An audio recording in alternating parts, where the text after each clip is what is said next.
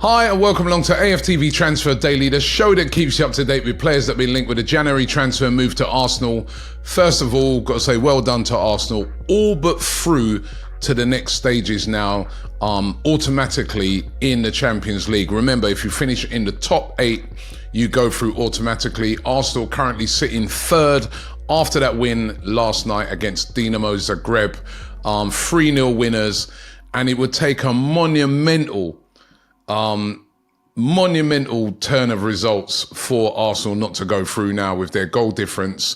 And it's looking really, really good. That means that they wouldn't have to play those 2 extra knockout games in February.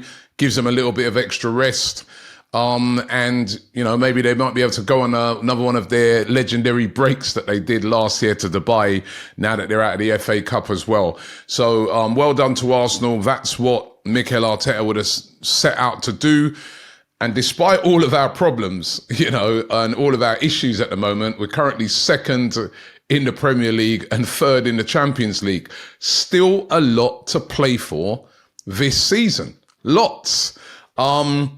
Also yesterday in the Champions League, which was really, really interesting, it pitted 2 players against each other that have been heavily linked with Arsenal. It pitted Sesko, who was playing for RB Leipzig, against Viktor Gyökeres, who plays, of course, for Sporting. 2 teams played each other. RB Leipzig came out on top. They won the game by 2-1. But really interesting because 2 strikers there that have been heavily linked with moves to Arsenal. The one that's the most heavily linked is Sesko. Lots of rumours flying around about him yesterday, linking him heavily with a move to Arsenal. Lots of the rumours saying that, Arsenal are going to make a move for Sesko before the end of the January transfer window. We know that he is Arsenal's preferred target, and we've all been told about this gentleman's agreement that exists between RB Leipzig and the player, that they'll let him go for just under £60 million at the end of the at the end of the summer, or in the summer, should I say. But Arsenal are looking for a striker this January, and they said to be really, really interested in signing him and trying to get this over the line. Can it be done? You know, it's a really difficult deal to do, but we have just seen a deal that everybody thought would be really difficult at the start of the transfer window in Omar Mamouche. He's moved today to Manchester City. That's been confirmed, and that was perceived to be an almost impossible deal at the start of the transfer window. But would RB Leipzig be willing to sell? Their manager was asked about it yesterday, Marco Rose. He was asked, is Sesko staying at RB Leipzig? His quotes were, yes, that is still the case for us. Excuse me. We know that they don't want to sell him, as I said, this January transfer window. And ironically, could it be Jurgen Klopp that has the final say over whether Sesko goes or not? Remember, he's now the Red Bull sporting director, or sports director, should I say, in charge of all the Red Bull clubs. So he's in charge of Leipzig, Salzburg, New York. All of those clubs come under his remit. The final say, this is ironic, isn't it, could come from the ex-Liverpool manager and legend, Jurgen Klopp. If that final say comes down to him, what do you think he's going to say? No. How ironic is that, right?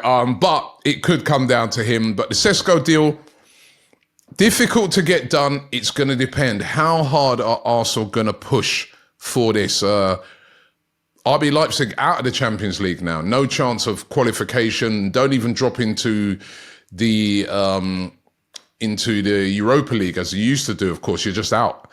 And RB Leipzig 5th in the league. So still got a chance of, trying to get into the Champions League spots. Just a couple of points off that. They won't want to sell him, but money talks. Let's see what happens. On Viktor Gyökeres, who also played in that game, he also, by the way, Sesko scored, so did Gyökeres. And Gyökeres scored an absolute screamer. Showed why he's that clinical player that, a team like Arsenal would really, really benefit from signing. But it's been really interesting with him. He's got this release clause, very public release clause, and nobody, not one club, has moved for him this January transfer window. And there are a lot of clubs that need a striker out there. There are a lot of clubs that will be interested in a Viktor Gyökeres, but nobody has moved for him. And that sort of indicates that he's not going to move this January transfer window. Sporting still got a chance of qualifying. They're 23 in the league, Champions League. They're number 23, 24 qualify. So they're in danger of not qualifying. But if they win their last game, they should be through, definitely. They're also top of the league in Portugal. Their Sporting don't want to let him go. And he might want to honour Sporting for the fact that they're the ones that have really put him on the map following his move from Coventry and, leave there on a high and leave in the summer. I don't think he's going to be moving this January transfer window. What about Dušan Vlahović? I've been speaking about him almost every day as well. Calcio Mercato, they claim that Arsenal met with his representatives over a move to Arsenal. Arsenal apparently only really want to take him on loan, but Juventus want a straight purchase. They would sell, but they want around £60 million. They're not willing to discuss a loan deal. That is what all the rumours are saying. Again, difficult to do if it's only going to be a loan, but one to watch this January transfer window. The Matheus Cunha saga continues. Where is he going to end up? Only Wolves know. It's going to be whether they're willing to sell him or not. All the talk coming out of Wolverhampton Wanderers is that they're unwilling to sell him. And if they do, they're going to demand a ridiculously high fee of around about £80 million. Arsenal apparently is said to be only willing to pay 45 million, which you're not going to get him for 45 million pounds. They paid 44 million for him. What? They're going to make a profit of 1 million. All right. They've had him for a couple of seasons, but they're not going to be wanting to sell him for that low. His head's definitely been turned. It's going to take at least 60 plus million to get Wolves to consider selling Matheus Cunha. And of course, we've been told, as I spoke about on yesterday's show, the fact that Nottingham Forest are said to be readying a record bid to try and sign him. Interesting how this Matheus Cunha deal or move, if he does indeed move, is going to play out. Wolves do not want to lose him.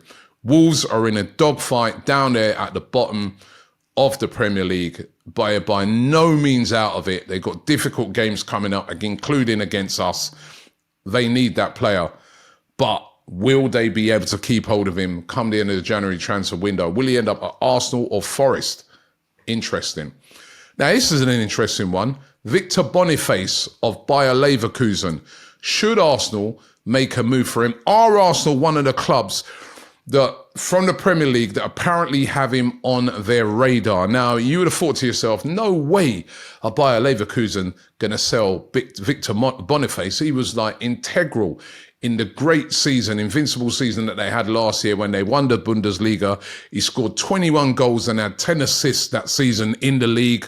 And even this season, he's had 10 appearances. He's scored 6 goals, 1 assist. However, he's been hampered by injury. He only just returned in their game against Atletico Madrid yesterday. He's been out since November.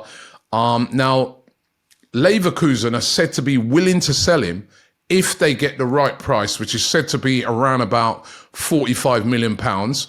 We're being told that there's quite a few clubs in the Premier League that have Boniface on their radar and are monitoring the situation. There's also teams over there in the Saudi Pro League that are interested in signing Boniface as well. Surprising that they would be willing to let him go, but those are the rumours that they would be willing to let him go. The Nigerian international, still only 24, 45 million. That might be tempting to a team like Arsenal. But as I said, the rumour says that several Premier League clubs have him on their radar. Are Arsenal one of those clubs? That we do not know. And finally, Kieran Tierney came on last night for Arsenal, played in the game. He's played in a couple of games, making little cameo appearances for Arsenal. Quite surprising because it does look like he's on his way to Celtic. Now, was last night his last home game at the Emirates. Of course, you know, we're not going to be back at home in the Emirates until after the transfer window closes. So could that have been Kieran Tierney's last game? As I said, expected to move to Celtic before the end of the January transfer window. His contract is up at the end of the season, and Arsenal not looking to renew that at the moment, being hampered by injuries throughout his career. If it is, good luck to Kieran Tierney. So those are the rumours for today. Once again, don't forget, we're here every day discussing the transfer rumours. We're going to be doing a Transfer Daily live tomorrow night as well on Friday. So look out for the times of that on tomorrow's show. But thanks for watching the show, and I'll see you tomorrow.